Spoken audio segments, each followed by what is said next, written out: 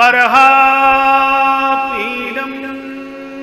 नटवरवपुः कर्णयो कर्णिकारम् बिभ्रदवासः कनककपिशं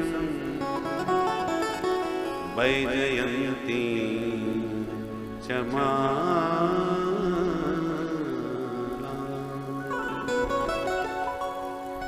रंध्राण वेणु रधर सुधया पूरयन् गोप वृंदै वृंदारण्यं स्वपदरमणं प्राविशद गीत की।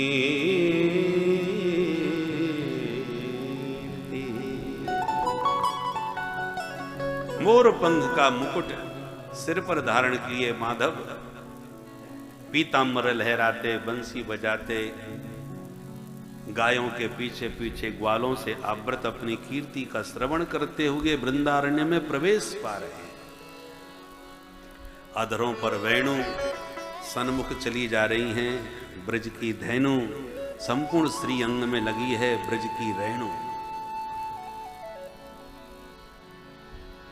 ऐसे वेणु गोपाल वृंदा विपिन में सूर्य ढलते प्रवेश पा रहे हैं। जो सुखदेव जी ने सुना ध्यान भंग हो गया। निर्गुण निराकार ब्रह्म का ध्यान छूट गया। बंसी वाला बार बार चित्त पर चिंतन में आने लगा। मन खींचने लगा। करसती थी कृष्ण, कृष्ण ने खींचना चालू किया, परंतु सुखदेव जी ने अपने मन को संभाला। विचार किया है तो बड़ा छल छबीला, पर हम ध्यान समाधि छोड़ करके जाएं और वो हमसे फिर सीधे सीधे बात भी न करे, मिलना ही पसंद नहीं, तो हम तो कहीं के नहीं रह जाएंगे, ना इधर के ना उधर के। किसी चक्कर में न पड़ो, अपने उसी ब्रह्म का ध्यान करो। मन को समझा के पुनः ध्यान लगाने का प्रयास किया। तब तक दूसरा श्लोक कान में आया।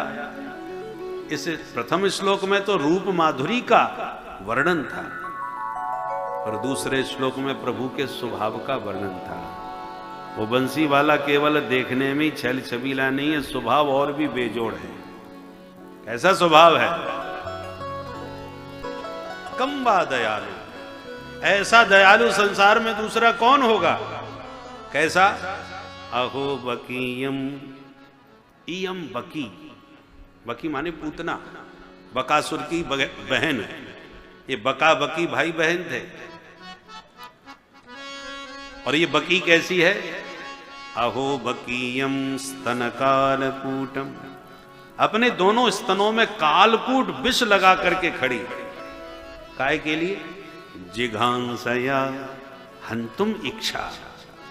जहर पिला के मार डालने की दुर्भावना के साथ खड़ी। जहर पिला के मार डालूंगी इसे।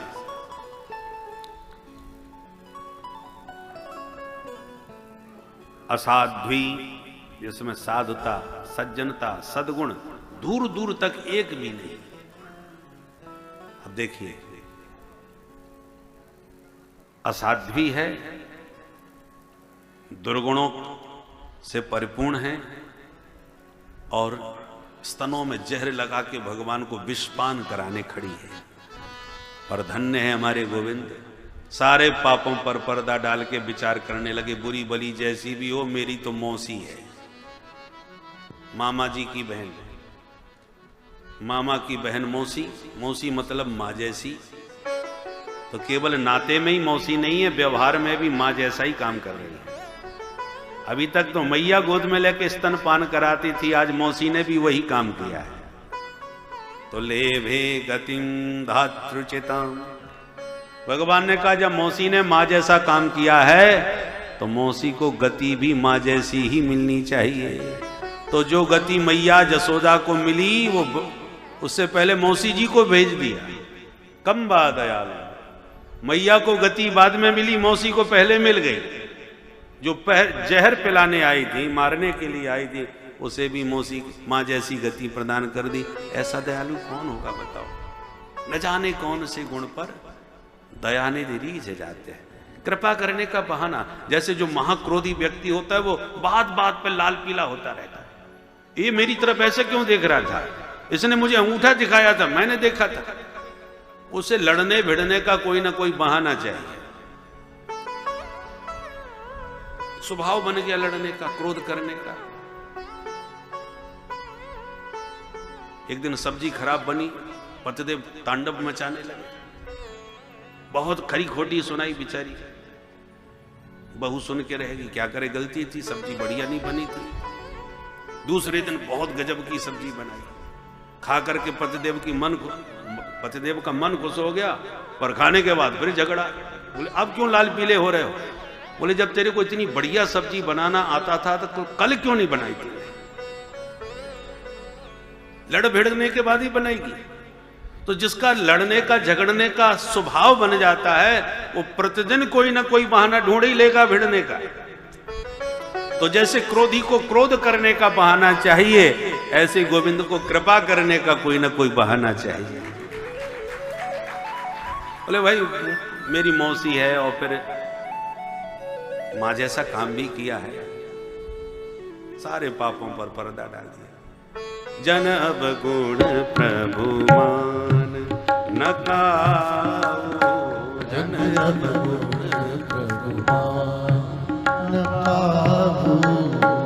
दीन बंधु अति मृदुल स्वभाव, दीन बंधु अति मृदुल स्वभाव।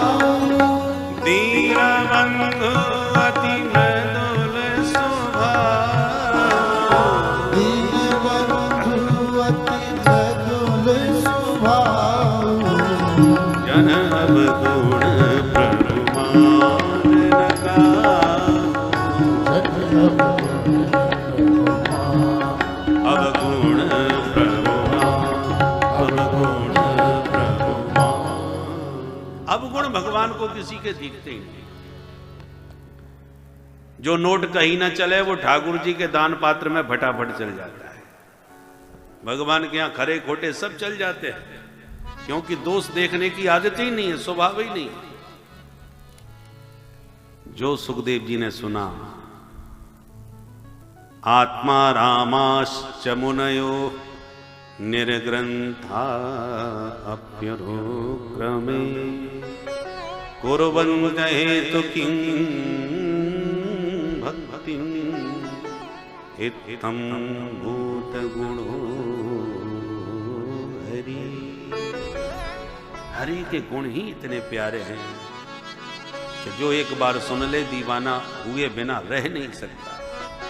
बड़े बड़े सिद्ध कोटि के संत जो घर परिवार को त्याग करके नितांत एकांत वन में लगा समाधि बैठे हैं, निर्गुण निराकार ब्रह्म की अनुभूति भी कर रहे हैं, परंतु गोविंद के गुण गणों की जहां बात आती है तो छोड़ समाधि भाग खड़े होते हैं। जीवन मुक्त ब्रह्म पर चरित सुनहि तज ध्यान।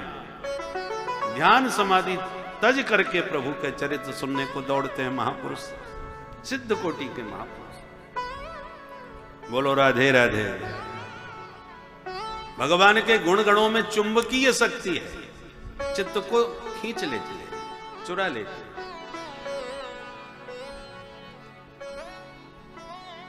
इत्थं भूत गुणो हरि। हरि के गुण ही ऐसे हैं। जनक जी महाराज जब विश्वामित्र जी की अगवानी के लिए आए, राम जी अपने अनुज के साथ थोड़ा अमराई घूमने के लिए निकल गए थे। ज्ञानियों की गोष्ठी लगी, विश्वामित्र महामुनि ज्ञानी बैठे। विदेहरा जनक जी के यहां तो बड़े बड़े ज्ञानियों की परीक्षा होती है, बड़े बड़े विद्वान संत सब आए हुए हैं विश्वामित्र जी की अगवानी में।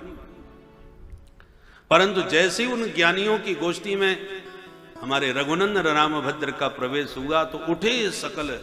जब रघुपति आए, राम जी को देखते ही सब उठ करके खड़े हो गए कि ये कौन है भाई, बड़ों को देख करके बच्चे तो खड़े होकर के अभिनंदन करते हैं, पर बच्चे के आने पर बड़े खड़े हो जाएं, ये व्यवहारिक बात तो नहीं लगती। राम जी बच्चे हैं, पर बड़े बड़े ज्ञानी जो खड़े थे, बैठे थे वहां पर गोष्ठी में, वो उठे सकल, कोई बैठा नहीं रहा, सब उठ के खड़े हो गए। ये राम जी का प्रभाव।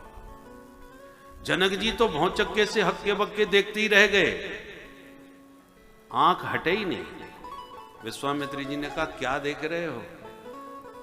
बोले महाराज आपसे जानना चाहता हूं ये हैं कौन?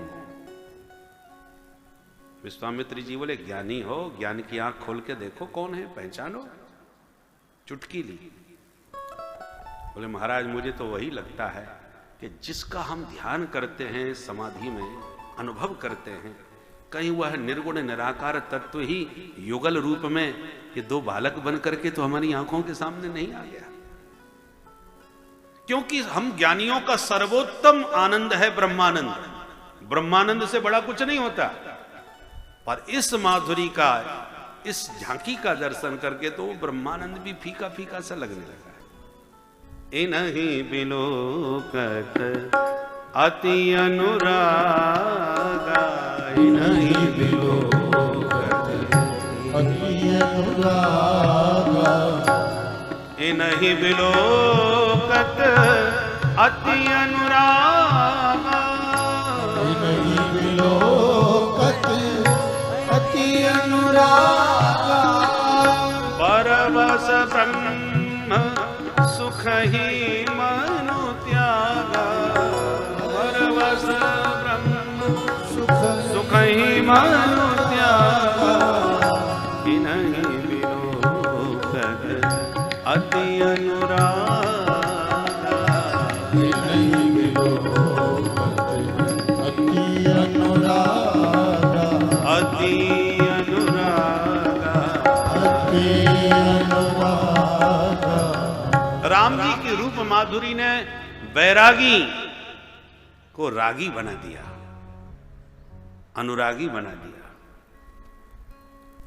ज्ञानी विदेहराज जनक बैरागियों में शिरोमणि है, परम बैरागी है, महाज्ञानी है, पर बड़े बड़े ज्ञानी, बड़े बड़े बैरागी राघव का रूप देखकर रागी अनुरागी बन जाते हैं। यह है उस सगुण साकार रूप माधुरी का चमत्कार। सुखदेव जी भी इस रूप माधुरी का श्रवण करके दीवाने हो गए, भूल गए निर्गुण ब्रह्म का ध्यान। परिनिष्ठितोपि निर्गुण्य उत्तम श्लोक लीलया, गृहीत चेता राजर से आख्यानम यदधीतवा। स्वयं बता रहे परीक्षित, मेरी हालत खराब हो गई, मैं छोड़ समाधि दौड़ा दौड़ा आया, भैया बड़े प्यारे श्लोक गाए, जरा दो चार और गुनगुनाए दो। चेला बोला गुरुजी ने दो ही सिखाए थे, और सुनना हो तो चलो हमारे गुरुदेव के पास 18,000 श्लोक है। हरेर गुणा क्षिप्तमति भगवान बादरायणी, चुंबक जैसे खींच लेती है लोहे को। चुंबक से लोहा तब खिंचता है, दो शर्त होनी चाहिए। क्या? चुंबकीय सीमा के भीतर आ जाए।